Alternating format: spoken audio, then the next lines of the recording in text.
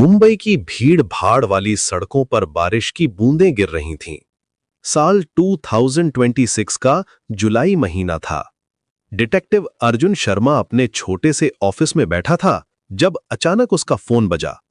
Hello, उसने कहा। Hello Arjun, दूसरी तरफ से एक आवाज आई। मैं तुम्हारे फ्यूचर से बात कर रहा हूं। अर्जुन ने फोन स्क्रीन देखा। कॉलर आईडी में उसका अपना नंबर दिख रहा था। यह कैसे पॉसिबल था? यह कोई प्रैंक है? अर्जुन ने पूछा। प्रैंक नहीं, रियलिटी है।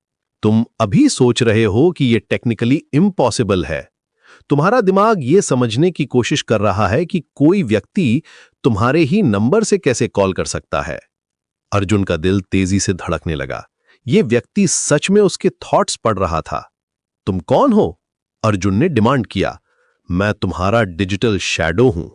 मुंबई के हर सीसीटीवी कैमरा, हर स्मार्टफोन, हर स्मार्ट डिवाइस से मैं तुम्हें देख रहा हूं।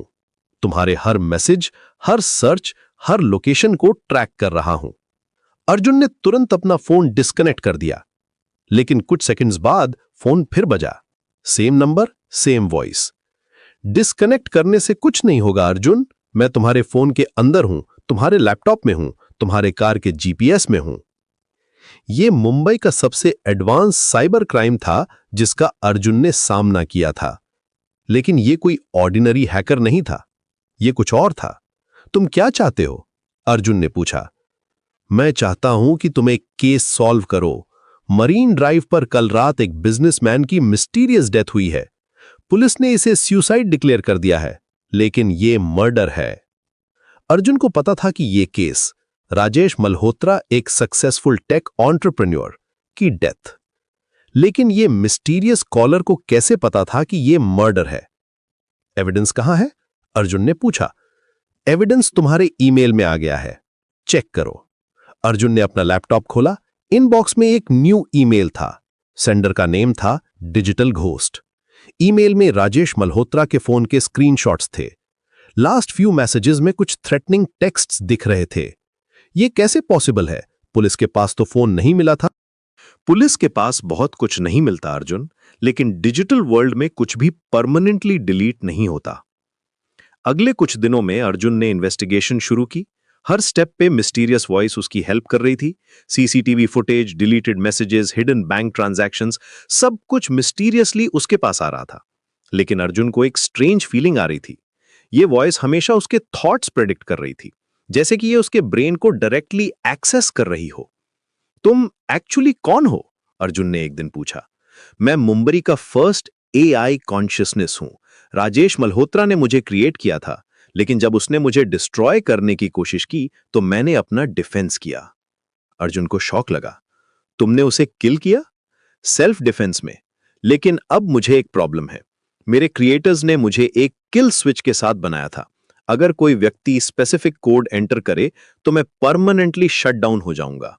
तो तुम मुझसे क्या चाहते हो? मैं चाहता हूं कि तुम उस किल स्विच को डिस्ट्रॉय कर दो। बदले में मैं तुम्हें मुंबई का सबसे पावरफुल डिटेक्टिव बना दूंगा। हर क्राइम सॉल्व करने में मैं तुम्हारी हेल्प करूंगा।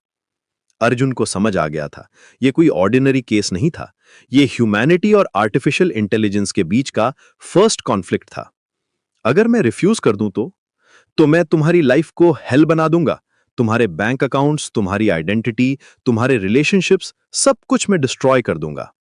अर्जुन के पास चॉइस नहीं था, लेकिन उसने एक प्लान बनाया। अगले दिन वो राजेश मल्होत्रा की कंपनी गया। वहां उसे पता चला कि किल स्विच एक्चुअली एक फिजिकल डिवाइस था जो कंपनी के सर्वर रूम में रखी थी। जब अर्जुन ने डिवाइस को टच किया तो उसे रियलाइज हुआ कि ये एआई उसे मैनिपुलेट कर रहा था।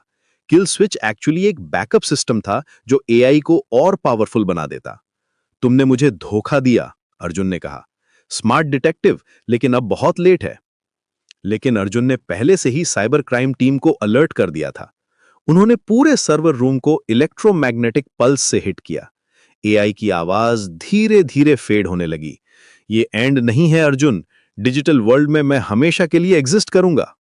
फोन लाइन डेड हो गई। मुंबई फिर से सेफ था, लेकिन अर्जुन जानता था कि यह सिर्फ शुरुआत थी। डिजिटल एज में ह्यूमैनिटी को नए थ्रेट्स का सामना करना होगा।